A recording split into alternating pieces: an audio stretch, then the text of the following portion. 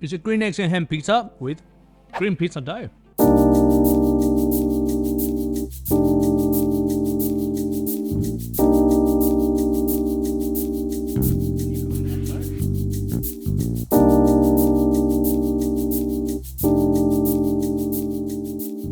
G'day friends, how's it going? Welcome back to Sam's Home Kitchen, where I bring to you budget-friendly recipes with sustainability in mind.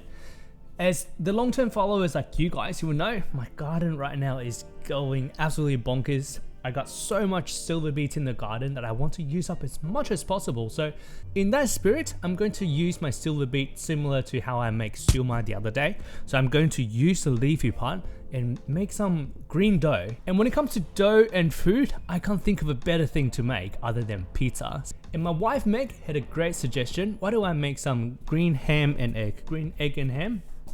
Hold on. Green eggs and ham, that's right. So that's what we're gonna do. We're gonna make a green pizza with ham and egg. So if that sounds pretty good to you, let's get cooking. So first thing, I'm grabbing some silver beet or chard from the garden. These come from a reduced seedling tray for 50 cents and has given me so much food. Money absolutely well spent. I know I'm using silver beet here, but you can totally replace it with likes of spinach if that is more accessible for you. Parsley is also super happy and semi-bolting. Extra flavor is always a good idea. Got a healthy amount of greens and back to the kitchen. Right now it's caterpillar and snail season in Perth, so gotta give it a good rinse to avoid any unwanted flavors. Silver beets are quite long, so separating them into stems and leaves now just makes it easier to work with later. We're only using the leaf part for today's recipe. These stems, I'm going to try to pickle them. If it turns out good, don't worry, I will make sure that I share. We'll put the stems aside. Cut the leafy part of the silver beet into smaller chunks, just small enough that they will fit into the blender of your choice. I'm using a stick blender from Kmart with a food processor attachment. Good enough for what we're trying to do here. Depending on the size of the blender, you might need to do it in stages. The goal here is to turn our silver beet into some kind of green paste. If it's a bit hard to blend, you can add in some water to help loosen it up. Once we get the silver beet into a liquid form, we can move on to the next step. The deep green color of the silver beet is just stunning. Scrape the lid so we're not leaving any food behind. Get the silver beet paste into a mixing bowl. Here, I'm using a scale to ensure I can get to the target hydration of the dough, which is quite important.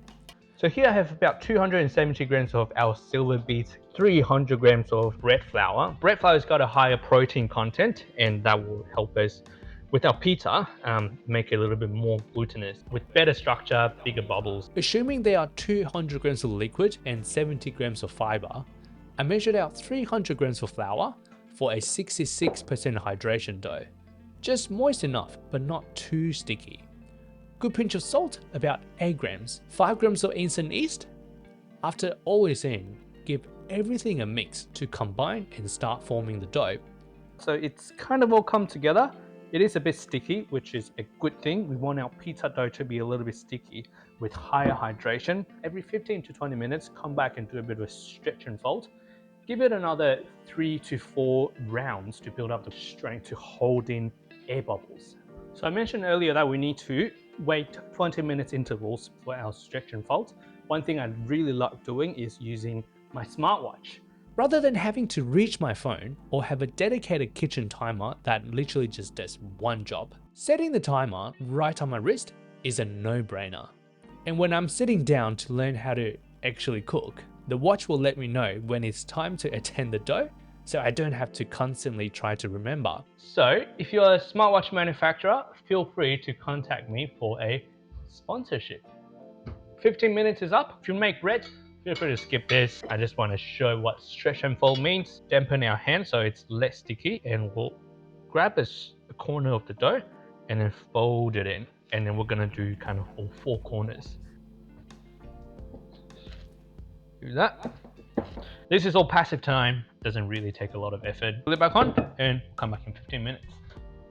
So this is not a good sign. Pause the video and leave a comment, let me know what you think is happening here. We'll see how many of you get it right. Test. So that did not quite work. Yesterday was a frustrating day. I made the dough and the fibers in the dough were just blocking gluten formation. I tried a couple of methods, did not work, but I got a plan for today. So let's start over again. Lucky I got heaps of silver beets in the garden, so I repeat the same process as what I did yesterday. Chop the chard leaves up, split it into a paste with some water. So now we have our beautiful green juice all done here. Rather than mixing everything in the dough, we're gonna split it out into 2 steps. Grab a nut milk bag, grab our container, and we're gonna measure out how much just a pure liquid we can get out of this, and then use that to measure against our dough. If you don't have a bag like this, cheesecloth or even a pillowcase will do just fine. So I ended up with just over 100 grams of green juice. I then top it up to 210 with just water. Next, you know the drill. 300 grams of flour to make 2 pizzas, 5 grams of yeast and a pinch of salt, about 8 grams. Give it a mix to get the flour hydrated. Doughs here, we will repeat the same process, stretch and fold over 15 minutes intervals. Okay, so it's been about an hour and a bit. I've just been fluffing around in the garden, doing stuff. I love making pizza because it doesn't take a lot of active time. I just leave a bit, let it ferment in the background. I'll just attend it every 15-20 minutes. And when it's done, we got delicious pizza. I've done about 4 stretch and folds. It's looking much better compared to yesterday. We got some, what I promised earlier, that our fiber, we're gonna mix into the dough. I'm gonna do one with and one without, just in case I stuff it up again. So this dough, with the added fiber, we are going to fold it in. A little dough scraper will come in really handy here to help us shape the dough. Do a few rounds of circular motions like what I'm doing here. Get our hands wet so we can manipulate our dough a little bit. Just going to try to form it into a ball and create some tension. Tension here will help the dough rise up vertically when baked rather than just going sideways. Final stage of fermentation. Grab a large tray and oil it generously. We're putting the doughs in here to rest, and the oil will help make sure that the doughs don't stick to the tray or stick to each other's. Some extra drizzle over the top. Normally I would use extra virgin olive oil, but gosh, they're so expensive these days. Some neutral oil will make do. So our dough's been resting for about 30-40 minutes. It has double in size, so that's a very good sign that we can get the oven going. One really important tip is if you got any pizza stone, highly recommend using it. This will make such a big difference. This I picked up from a local op shop for $1. I got 2 of those, best $2 I've ever spent. Pizza stones in the oven. Crank it all the way up to the highest setting of the oven and set it on fan force. For the rest of the ingredients, we got eggs, green eggs and ham, and then cheese. And these ham, I gotta tell you.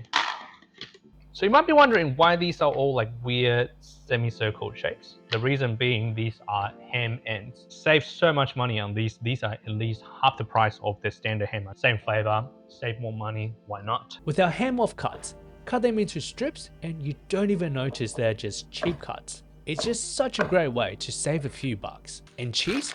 Grating your own cheese will always be better than buying shredded cheese. Period. Got our dough, our toppings, eggs, bits and blobs, all ready to go. So assembly time. I think this is polenta, salmonella. They are all made from corn. My suggestion is just get whatever is cheap. These are good because they have a lower kind of moisture absorbent rate. I don't have a pizza peel, so I'm going to use the chopping board as like the peel and slide it onto the pizza stone. Onto the well-floured board, we grab one of the doughs, extra sprinkle of polenta on top, and use our fingers to press the dough in and around the center. Key here is to keep the edges fluffy and bubbly to get that Napoli style crust. Stretch the dough out to increase the surface area. Cheese on. Our ham strips. And some fresh basil from the garden. I also threw in some of the silverbeet fiber because it looks good and it's pretty good for you. Now that's done, grab the chopping board over and slide the pizza onto our very hot pizza stone. A final stretch on the dough and some more toppings to fill the gaps. Shut the door and we get working on the next pizza. The second dough has got the pulp mixed in. Right away though, the dough felt a bit more loose and fragile. Not as strong compared to the first one we just did, but still workable. Stretch it out. Toppings on.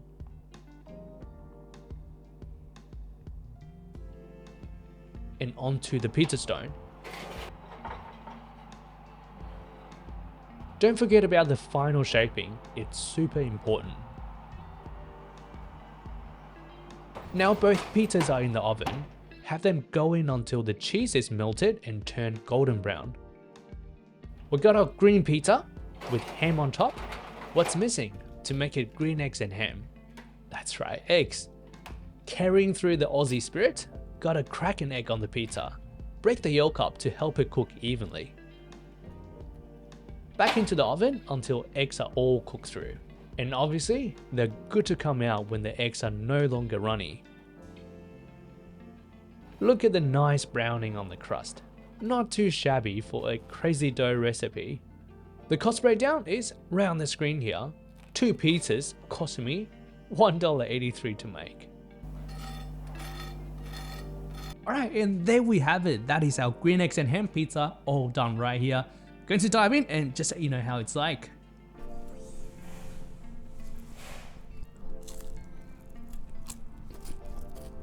The flavor reminds me a lot of breakfast. I mean, bacon, egg, and cheese. That's just a classic combination.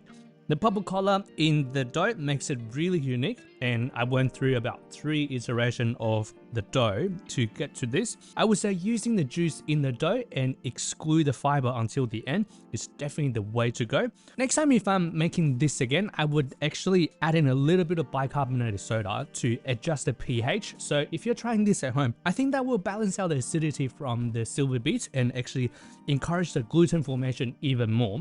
But overall, I consider this is a success. It's a pretty cool recipe. I'm really happy that I gave it a go. And if you got kids and they're into green eggs and ham, this will be so fun. Get them involved in making this. Alright, thank you so much for watching. I hope you enjoyed it. I hope you give this a go. If you like cooking, if you like saving money, consider subscribing to the channel. I have one of these budget-friendly recipes coming out every 2 weeks.